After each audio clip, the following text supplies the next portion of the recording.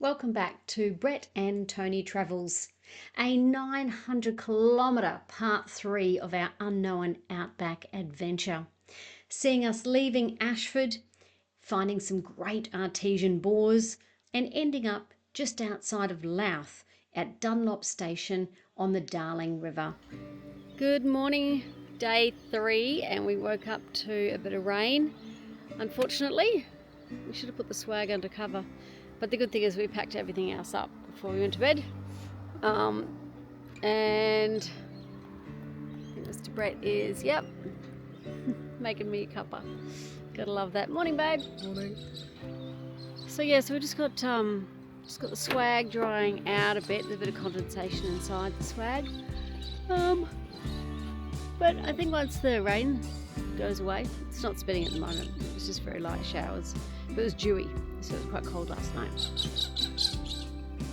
We've got galahs flying around. We're just drying out the swag. We actually slept better last night. Got a long 12-volt fed. It's a bit wet inside. You probably can't see that, but yeah. I'm reluctant to give it a wipe down because I don't want it to drip anymore. I have to turn the mattress upside down inside and then roll it up anyway and dry it out this afternoon. But all in all, we had a lovely fire last night, yummy dinner, and went to bed after a couple of reds. So yeah, day 3, like I said, a bit overcast. What are you doing, sweetie?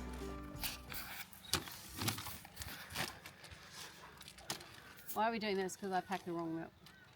Well, the carton's really not conducive to going camping. It's hard to close it. So we just squash the top down, put a rubber band over it and put it inside a plastic bag. It's doing the job. And then I naturally cry back it. Yeah. There you go. Done. Perfect. Have we told people why we're sleeping in a swag and not our $50,000 camper? I think we have, but you can tell them again. Oh, we're supposed to be in the Simpson Desert, and of course you can't really take the camper into the desert. Well, you can, but we wouldn't. It's not fair on other people. But so we prepared and went and bought the swag and the stretcher, but we didn't get to try it out because of all the rain and the desert's closed. We'd need a kayak. But Tony and I were getting itchy feet anyway, so we decided let's just go. We'll take the swag. We'll take the camper in case it gets bad weather and we'll get in the camper, but we'll take the swag and just condition ourselves, try the swag out. I'm pretty happy with it. I'm not sure if Tony's that comfortable, but I'm okay. Jury's still out. Jury's still out, but yeah, so we're towing around a kitchen really. A storage unit and a kitchen. Yeah, it's going well. It's going really well. Yeah. So hopefully we'll have a look at the weather today, and if we head west, surely they can't have any more bloody rain. No, it's just the sun's coming out and breaking up those clouds. Okay. Anyway, as you can see, we're going to start to figure out where to go for the day. And no, the paper printout. You can tell who's the navigator in our relationship. Where are we? Gyra, Armadale, Glenis. I saw a sign said Glenis somewhere. No. Inverell. Oh, this will be funny. Tenterfield. So we're here somewhere. Okay. He gets lost in his own suburb. Where are we? What's this place called? Okay. All right, I'm going to love you and leave you because this could be humorous. What's it called? Where are we? If you find Ashford. Ashford. It starts with A. Yep. This is why I'm the navigator.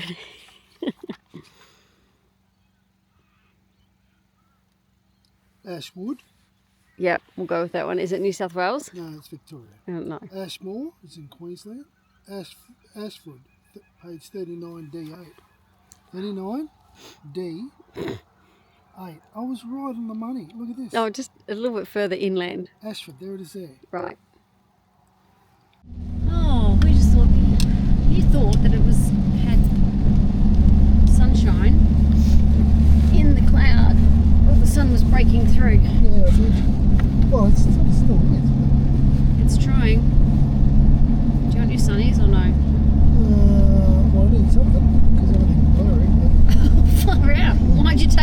you want to go to Ashford or Inverell? Where are we going? I don't know. What does it say? Inverell, Ashford. Yeah, let's go that way. How do you get your glasses so effing dirty?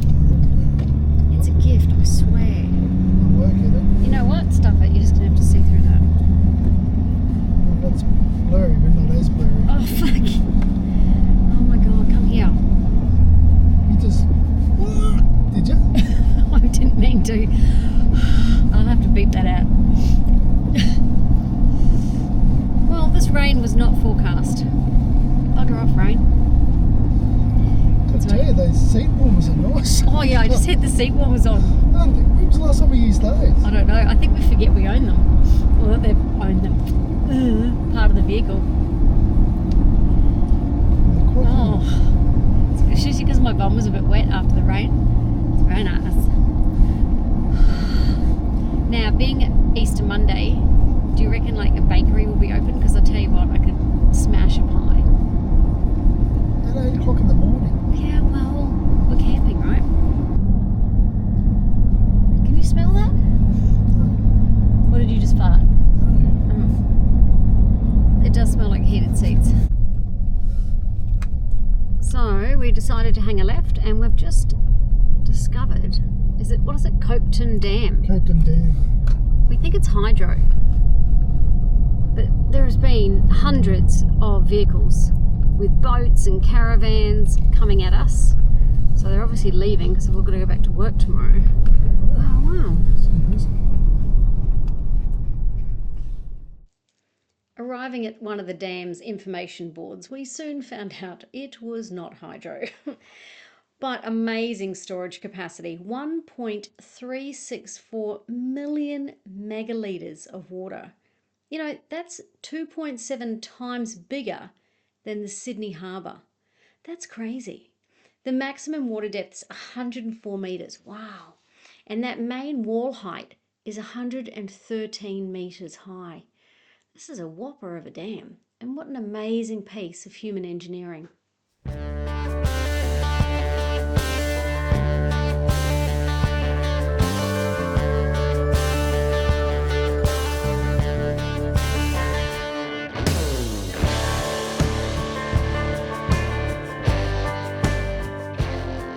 So we're just on our way to Narrabri from Bingara, and there was this little turn-off.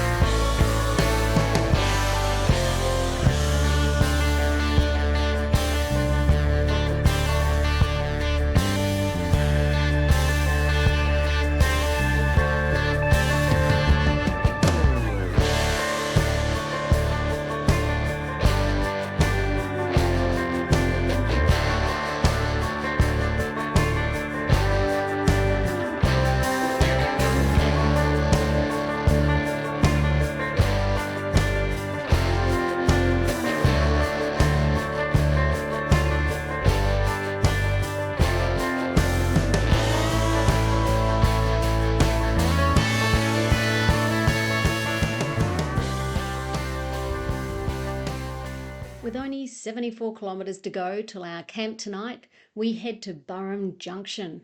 With a population of 147, it actually started out as a railway tent town. We found this great little campsite with a free artesian bore and only $5 a night. You know what? Put it on your list, folks. It's definitely worth a stay. So how's that? That is so nice. I think it's 36 degrees, artesian water.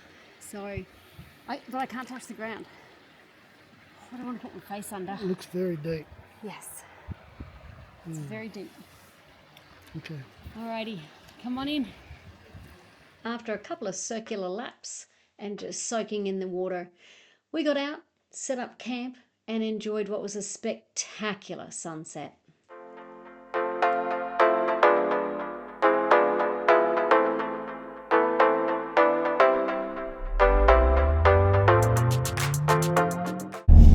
Oh, good campsite? That was a good campsite. There was no mosquitoes. We were warned of mosquitoes. There was none. Yeah, it was a bit cool, but I wasn't cold. I was cozy. It was a good spot. Loved it. Oh, the baths. Oh, Artesian baths. they were beautiful. So where was it? What's it called? Burren Junction, just outside of Burren Junction. Oh, emus. Oh, yeah. What about the people that you meet? Burren Junction Artesian ball bath. Yeah, so we camped beside a couple, Greg and Terry. I'm not sure if they're married, but Greg and Terry. Yeah, so Greg was an ex-copper, ex-fiery. He was a mechanic. He did his trade at Mary Kathleen, one of Tony's favourite spots. So he did his trade at Mary Kathleen when it was a bustling little town and mine. But then he also had a property with cattle, Right, he did drone training with farmers to teach them how to use AI and drones to muster cattle. And on his property, it was sort of a bit of an example, was automatic gates. Yeah, he said, the farming industry, so the ageing population and the younger people aren't getting into it. So it's about making it relevant to young people. So it's all about technology, mainly drones and automation. And he had this thriving little business as well, paddock to plate. Yes. But what I liked about his business, how he ran the property, and for someone who goes on a lot of properties for my job, is that he said I could fly the drone over each paddock and over the waters every morning, remember that? And that way, he said, if I didn't need to go into that paddock, I didn't compact the soil, I didn't spread weeds and seeds, and he said, and literally I could sit on my front balcony Having a cup of tea? Yeah, having a cup of tea or a coffee and run my property from there. Now, admittedly, I didn't ask him, another cute pup.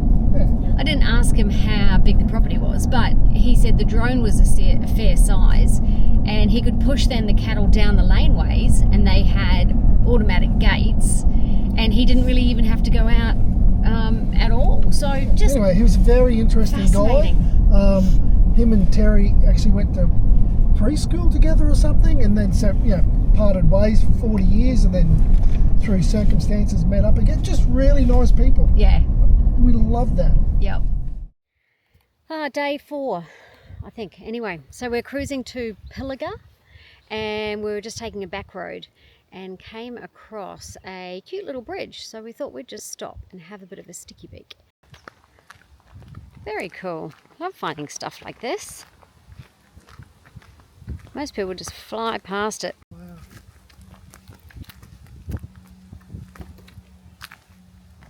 Please don't fall through.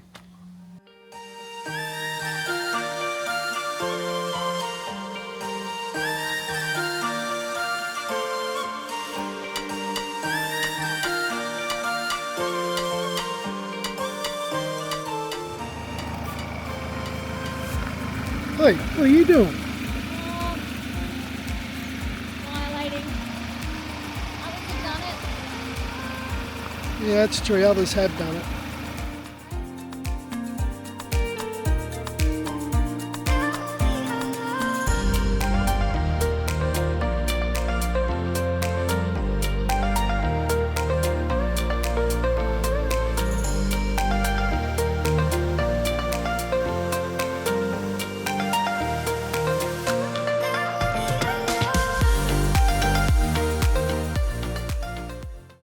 So I just left Pilliga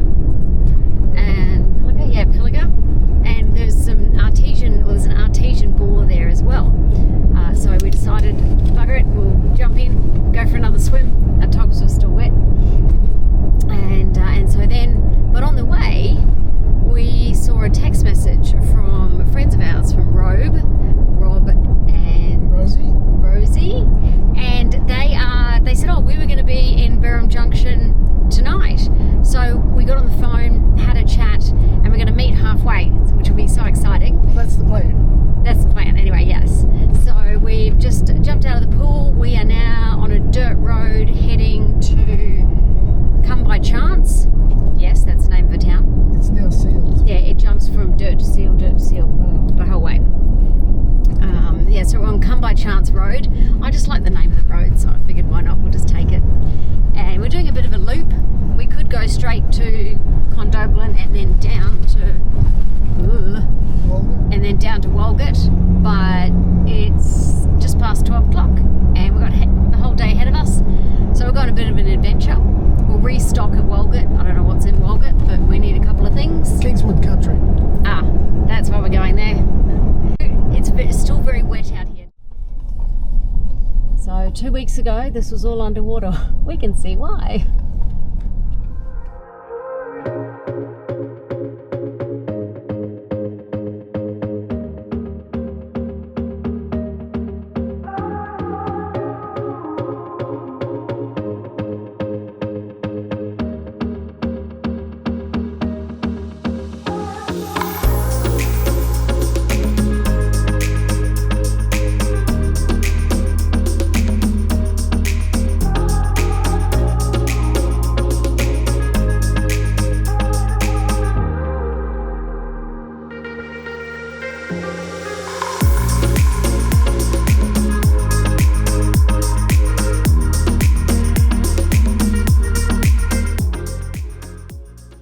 After an eventful day, we pull into camp and catch up with our dear friends Rosie and Rob. Rob cooks us a yummy steak and we tell a lot of tall tales over a few reds. Good morning, it is day 5. Literally just up. Just got out of the swag. Morning, babe. Morning.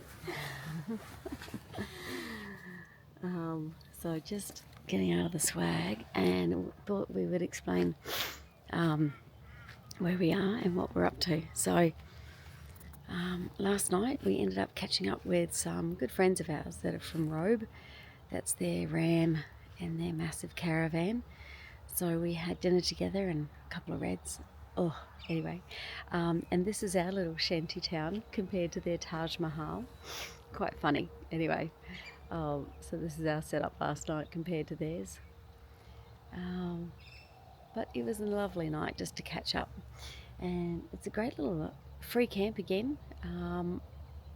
Where are we? Just outside of Warren, at a reserve, Bob Christensen Reserve, I think it is. No amenities, got to be self-sufficient, but it's a great little spot. So I'm going to sneak over now and put one of our little stickers on their van, because I'll show you when we were in Robe visiting these guys, Rosie stuck this on our caravan without us knowing. So we are going to return the favour.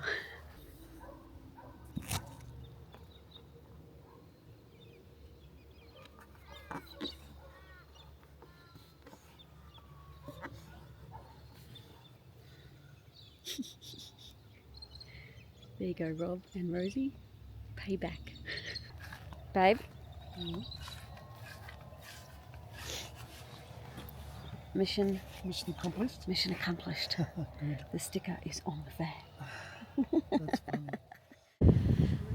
So we've just pulled into a little town called Warren, where we camped outside of last night, and this is the water tower, and the artwork is fantastic. After Warren, we hunt down the big bogan and Rusty, his trusty cattle dog. In Australian slang, the term bogan originated from the Aussie larrikin at Ocker. Council recognised the big bogan as an opportunity to promote Nyngan in the Shire. We're better to have a big bogan than on the banks of the Bogan River in the Bogan Shire. Makes the big sense. Bogan represents a relaxed lifestyle on the river. Oh, look, old Cobb & Co coaches here. Wow.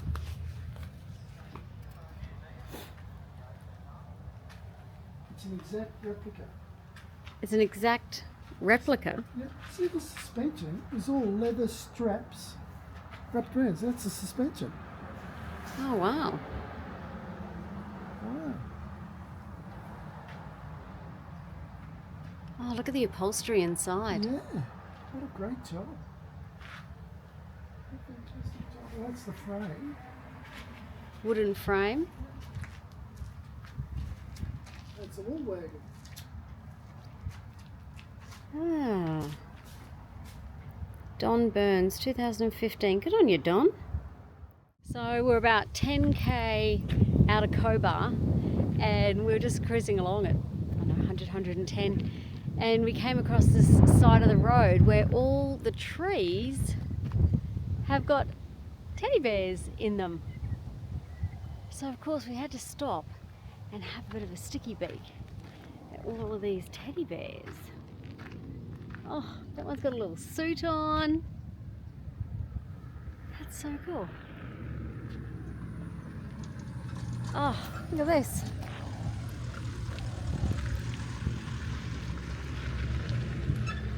All these little teddy bears.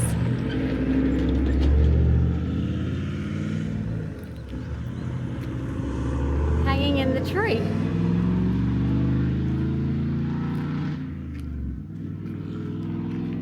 Isn't this weird? It's kind of strange. It is, yeah. I was just saying, all these teddy bears in the trees.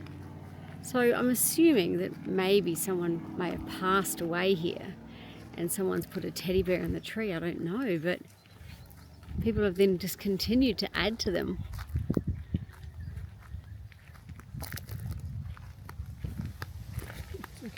I know. Oh, it's a big one. See if, oh, are you hanging them? There you go. There you go, mate.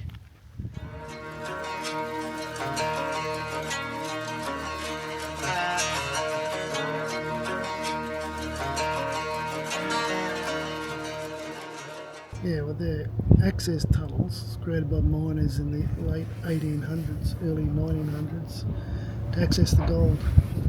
Okay, so why there though? Because that's a quartz vein, and they're following the quartz vein to find the gold. Oh, but what do they truckers bring out? Ore. Okay. So ore will go to a processing plant and it'll get crushed. So I know it sounds funny what that guy said back at... And if it's gold, they're probably using cyanide. The process is called carbon in pulp or carbon in leach. It's where they leach the gold out. It's attracted into the carbon, and then they process the carbon using cyanide to extract the gold. Wow. Because the guy was saying that they're not really looking for the gold, they're taking the ore. No, that was that fiery. Yeah, and he said, oh, they're burying the gold and taking the ore. I don't know how true.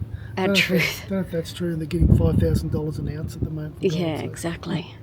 But this is kind of cool. We didn't even know this was here. Leaving Cobar, we hit the dirt road, and we're not far out of town on our way to Louth, where Brett spots a go-bad. Yeah, I wonder what's happened here. Someone's had a go-bad.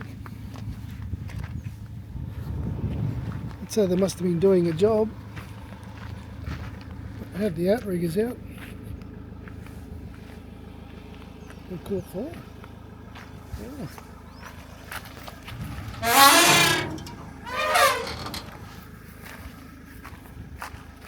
Holy moly. It's a go-bad. It's just scrap metal now. Hope no one was injured. But anyway. Yeah, oh crap. Got a bit hot. Oh, windscreen's melted.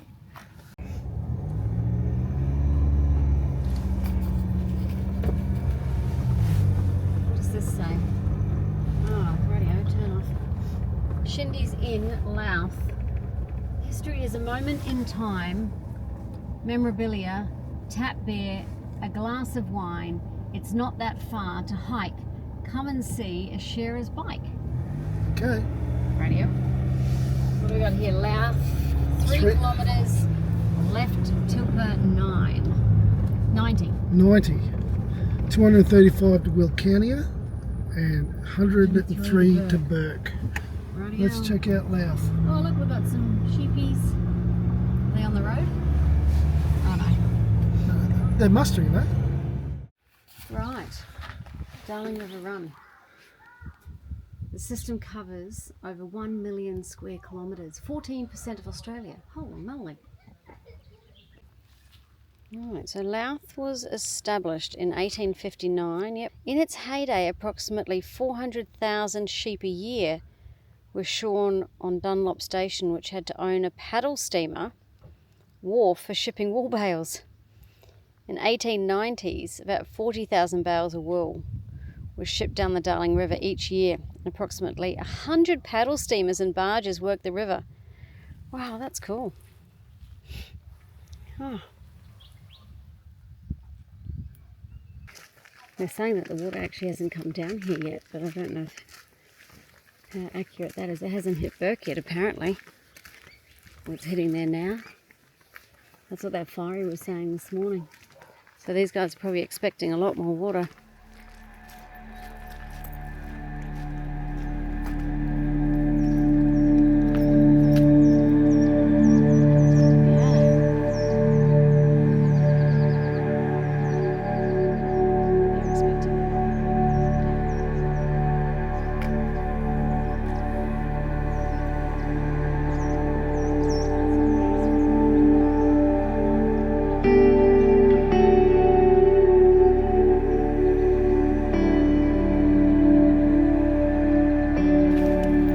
Check out the pub.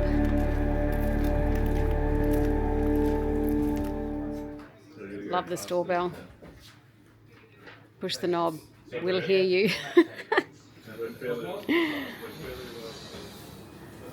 Ah, gotta love a country pub.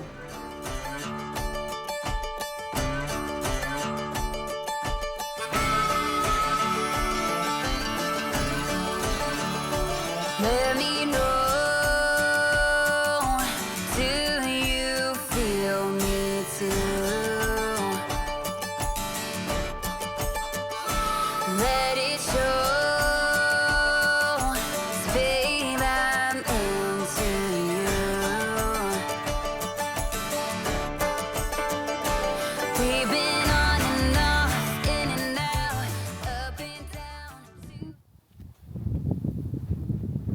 So I've been told to come out to the cemetery because there is this, where is it, granite monolith that was erected, and we just bumped into a local lady, and she was, obviously the story's here, but she was giving us a bit of a quick rundown that a married couple that lived in town, she died during childbirth. Mary Matthews died in 1869. Matthews was known as the King of Louth and essentially built the town to serve as a river port with more reliable access than the upstream port of Burke. Naming it after the country Louth, an island where he originated from. After the death of his wife, Matthews commissioned the memorial stone, which was constructed in Bendigo by Peter Hoey Finn using granite quarried from on Phillip Island. Estimated to have cost over £600, a small fortune, the 7.6 metre high monument was completed in 1882 and became part of the cargo of renowned paddle steamer the Jane Eliza, which embarked from South Australia in the following year. The journey of the Jane Eliza on the falling Darling River was interrupted several times by low water and sandbars before becoming ultimately stranded near Wilcannia as the Darling dried around her. It'd be 3 years before the river ran with enough volume to float the vessel. 3 years? Yeah, and the journey could continue, eventually arriving in Burke in August of 1886. Wow. Positioned so the setting sun reflects the cross to give the appearance of the monument glowing in the dusk, reflecting light through the township. It was positioned in such a way that on the 19th of August, the anniversary of Mary Matthews' death, the sun reflected from the cross onto the house where she had lived in Louth. Wow. Right. And the light shines off the polished granite crucifix. Yeah, right. Well, it's very impressive. Let's come around and have a look.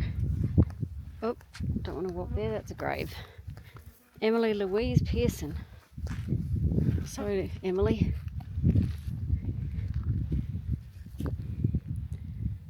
Wow. So yeah, so the sun bounces off the top of that polished granite and shines back into town. What an amazing feat back then.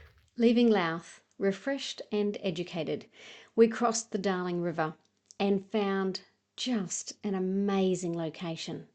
Dunlop Station. Oh, look at that. Well, they've actually got a levee all the way around the house. We just had to walk over it to get to the house. So obviously complete flood mitigation going on here. Arriving at Dunlop Station, we knew one night was all we could have, with the Darling River rising rapidly. But when you get handed the keys to the entire station by the owner and told to explore, wow, what are the things that we found? We can't wait to share that with you in our next episode. So thank you so much for watching Brett and Tony Travels. Join us next time as we explore Dunlop Station with you.